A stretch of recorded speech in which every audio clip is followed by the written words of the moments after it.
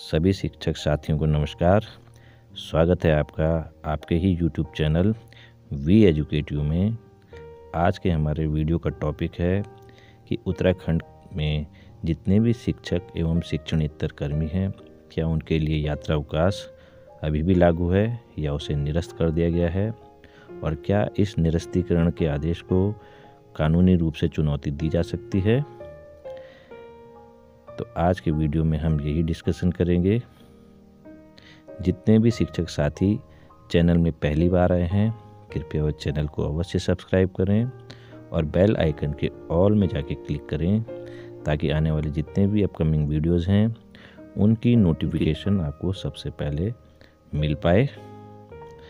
आपकी स्क्रीन के सामने ये अपॉइंटमेंट डिपार्टमेंट लखनऊ की ओर से वर्ष 1937 में जो कर्मचारी और शिक्षक थे उनकी कठिनाइयों को देखते हुए वर्ष में एक बार यात्रा अवकाश का प्रावधान इस मेमोरेंडम में है।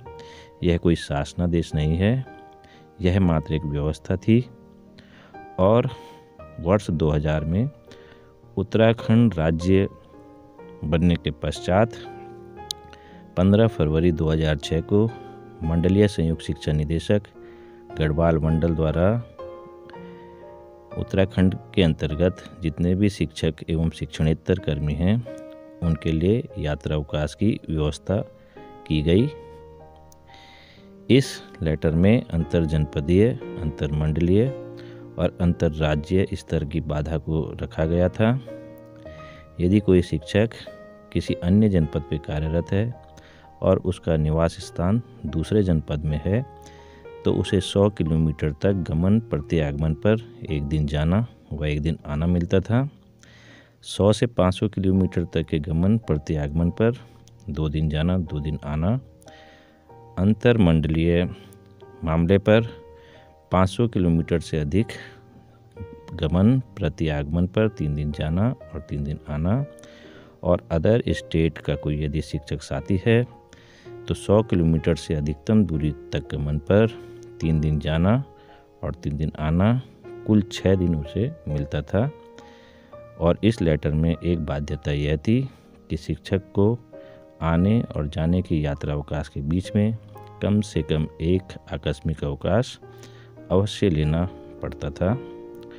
इसी लेटर का हवाला देते हुए उत्तराखंड के प्रत्येक जिले के मुख्य शिक्षा अधिकारियों द्वारा भी इसी प्रकार का आदेश निर्गत किया गया। ये आदेश जो स्क्रीन के सामने है, यह मुख्य शिक्षा अधिकारी कार्यालय देहरादून का आदेश है।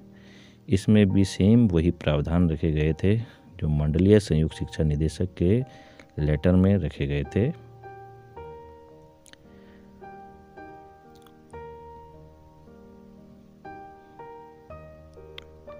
इसके बाद निदेशक माध्यमिक शिक्षा उत्तराखंड द्वारा एक लेटर जारी किया गया था।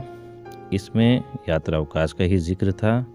इसके पॉइंट नंबर 2 और 3 को यदि आप ध्यानपूर्वक पढ़ेंगे तो पॉइंट नंबर 2 पे ये मेंशन किया गया था कि उत्तर प्रदेश शासन द्वारा जो 1937 का मेमोरेंडम था वह वर्ष 2003 में निरस्त कर दिया गया है, परंतु उत्तराखंड राज्य वर्ष 2000 में पृथक हो गया था। तो वर्ष 2003 के उत्तर प्रदेश शासन के निरस्तीकरण का उत्तराखंड में कोई प्रभाव नहीं पड़ा और 1937 के मेमोरेंडम के आधार पे उत्तराखंड के शिक्षकों एवं कर्मचारियों को यात्रा अवकाश फिर भी मिलता रहा। लेकिन इस यात्रा अवकाश में कुछ विवाद भी थे जो कि अंतर्राज्यीय, अंतरजनपदीय स्तर की बाधा के चलते हुए थे। एक एग्जाम्पल के जरिए हम आपको समझाने का प्रयास करते हैं। माना कोई शिक्षक साथी उत्तराखंड के हरिद्वार जिले में कार्यरत है और उसका जो निवास स्थान है वह नजीबाबाद, जो कि उत्तर प्रदेश की सीमा के अंतर्गत आता है, में स्थित है। तो उसको ज़्यादा से ज़्यादा हरिद्वार से नजीबाबाद जाने में 2 या 2.5 घंटे का समय लगता था, परंतु अंतर्राज्यीय स्तर की बाधा होने के कारण जो व्यवस्था की गई थी उसके तहत शिक्षक या कर्मचारी 3 दिन जाना और 3 दिन आना यात्रा अवकाश के रूप में वर्ष में एक बार ले लेता था, जबकि वास्तव में वह इस यात्रा अवकाश का हकदार नहीं था। इसके ठीक विपरीत उत्तराखंड के कई जिलों की भौगोलिक स्थितियां ऐसी है कि एक सिरे से दूसरे सिरे तक पहुंचते पहुंचते पूरा एक दिन बर्बाद हो जाता है। उदाहरण के तौर पे उत्तराखंड के पौड़ी जनपद में कोटद्वार भी स्थित है और थलीसैंण भी पौड़ी ही जिले के अंतर्गत आता है, परंतु इन 2 स्थानों की दूरी इतनी अत्यधिक है कि यदि कोई कर्मचारी सुबह थलीसैंण से कोटद्वार के लिए गमन करता है तो वह रात तक कोटद्वार पहुंचता है। लेकिन चूंकि ये दोनों स्थान एक ही ज़िले में स्थित हैं, तो इसलिए कर्मचारी या शिक्षक यात्रा अवकाश का उपभोग नहीं कर पाते थे, जबकि वास्तव में वे इस यात्रा अवकाश को डिज़र्व करते थे। तो इस प्रकार के अन्य उदाहरण उत्तराखंड राज्य के अन्य ज़िलों में भी हैं और इन्हीं परेशानियों को देखते हुए राजकीय शिक्षक संघ उत्तराखंड द्वारा माननीय मुख्यमंत्री उत्तराखंड शासन को एक ज्ञापन दिया गया था। इसमें राजकीय शिक्षकों की कई न्यायोचित मांगें थी। 7 मई 2018 को यह ज्ञापन निदेशक माध्यमिक शिक्षा के माध्यम से माननीय मुख्यमंत्री जी को प्रेषित किया गया था।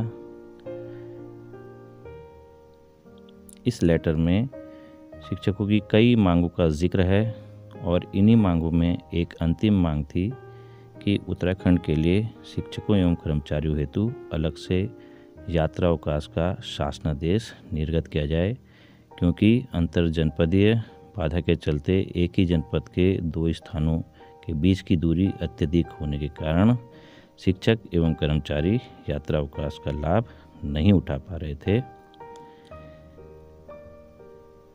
लेकिन शासन द्वारा राजकीय शिक्षक संघ की इस मांग को ठुकरा दिया गया और जो ये मांग थी उसको एक्सेप्टेबल नहीं समझा गया, ग्राह्य योग्य नहीं समझा गया। आपकी स्क्रीन के सामने संयुक्त सचिव उत्तराखंड शासन का ये लेटर है और इसमें जो राजकीय शिक्षक संघ की मांग थी उसको ग्राह्य योग्य नहीं माना गया, परंतु इसमें कहीं भी इस बात का जिक्र नहीं था कि जो 1937 का मेमोरेंडम था उसको निरस्त कर दिया गया। तो इस लेटर के रिलीज होने के बाद भी नियमानुसार यात्रा अवकाश पूर्व की भांति शिक्षक एवं कर्मचारियों हेतु यथावत बनी रही, परंतु इसके बाद उत्तराखंड शासन द्वारा यात्रा अवकाश निरस्तीकरण का एक स्पष्ट शासनादेश जारी किया गया।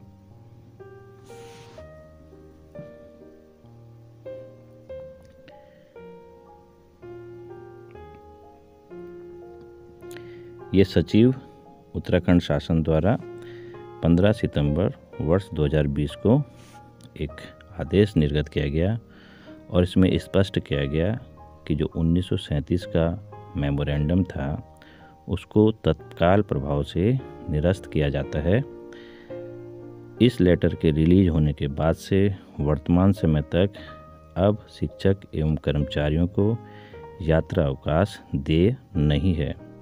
कई विद्वान शिक्षक साथियों का मत है कि जब तक विधायिका द्वारा निरस्तीकरण का प्रस्ताव पारित नहीं होता तब तक इस प्रकार के निरस्तीकरण आदेशों का कोई औचित्य नहीं रहता, परंतु विधि विशेषज्ञों की राय से हमारी टीम इस निष्कर्ष पर पहुंची है, क्योंकि वर्ष 1937 का जो मेमोरेंडम था वह मात्र एक व्यवस्था थी, वह कोई शासनादेश नहीं था। तो सरकार चाहे तो उसको एक आदेश के तहत तत्काल प्रभाव से निरस्त कर सकती है और उत्तराखंड शासन के द्वारा भी यही किया गया। इस निरस्तीकरण आदेश के बाद जो दुर्गम क्षेत्रों में अपनी सेवाएं शिक्षक साथी दे रहे हैं उनकी पीड़ाएं क्या हैं वो हम आपके सामने रखते हैं। कृपया इन्हें ध्यानपूर्वक सुनिएगा। यात्रा अवकाश तो सबसे पहले सर इसलिए ज़रूरी है क्योंकि मैं तो यूपी का रहने वाला हूँ और मेरी दूरी लगभग 1100 किलोमीटर है। तो 1100 किलोमीटर में अगर मैं ट्रेन से भी यात्रा करता हूँ तो मुझे जो है 48 घंटे से ज़्यादा लग जाता है। तो मुझे लगता है कि यात्रा अवकाश हम लोगों के लिए तो काफ़ी ज़रूरी है। और ये पहाड़ के बहुत दुर्गम एरियाज़ हैं जहाँ से हमारे साथी, ऐसा नहीं कि मैं ये कह रहा हूँ कि अंतर्राज्यीय हो, यहाँ तो बहुत दुर्गम ऐसे इलाके हैं जहाँ हमसे ज़्यादा भी समय लगता है हमारे शिक्षक साथियों को। तो जब ये ख़त्म हुआ था तो मुझे बहुत निराशा हुई थी। यात्रावकाश के बारे में मैं ये कहना चाहता हूँ कि यात्रावकाश सभी कर्मचारी और शिक्षकों के लिए आवश्यक है। पूर्व की भांति यात्रावकाश देय होना आवश्यक है, क्योंकि शिक्षा विभाग या अन्य विभागों में कर्मचारी सिर्फ न कि उत्तर प्रदेश से हैं, बल्कि अंतर मंडलीय और अंतर जनपदीय भी जो कर्मचारी तैनात हैं वह कुछ ऐसी जगहों पर भी तैनात हैं जहां पर सेम डिस्ट्रिक्ट में भी एक 1.5 दिन का समय आने जाने में लगता है। मेरा उत्तराखंड शासन से अनुरोध है कि वह पूर्व की भांति पुनः इस यात्रावकाश की सुविधा को सेवकों को देने का कष्ट करें। यात्रावकाश अंतर जनपदीय अंतर्राज्यीय के अलावा व्यक्ति के गृह स्थल से और उसके कार्य स्थल की दूरी के आधार पर दिया जाना चाहिए। हमें आने जाने में समस्या होती है। रोड टूटी, सड़क कच्ची है, वाहन नहीं मिलते। क्योंकि हमारे पास जो 14 CL होती हैं ये हमारे अपने व्यक्तिगत कार्यों के लिए ही पर्याप्त नहीं हो पाती, और किसी समय हमें घर जाना होता है तो कम से कम हमारी अगर यात्रावकाश हमको मिलता है तो 2-3 CL हमारी उसमें बच जाती हैं। यात्रावकाश की पुनः बहाली के संबंध में आप शिक्षक साथियों की क्या राय है, कृपया कमेंट बॉक्स में अवश्य लिखिएगा, क्योंकि आपकी राय एवं सुझाव हमारी टीम के लिए अत्यंत ही महत्वपूर्ण हैं। वीडियो अच्छा लगने पर वीडियो को लाइक करें, शेयर करें और चैनल को सब्सक्राइब करना ना भूलें। धन्यवाद।